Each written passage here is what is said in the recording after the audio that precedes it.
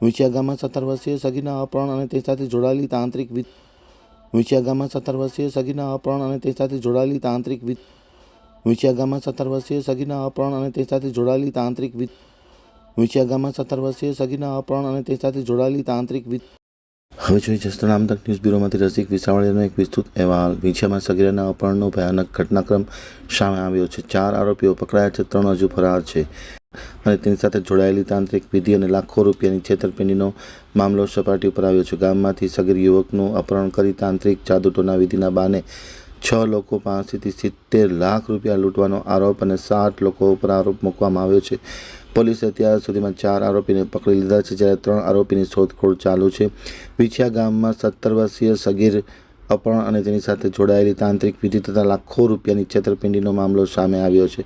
ગામમાંથી સગીર યુવકનું અપહરણ કરી તાંત્રિક જાદુટોના વિધિના બહાને 6 લોકો પાસેથી 70 લાખ રૂપિયા લૂંટવાનો આરોપ છે।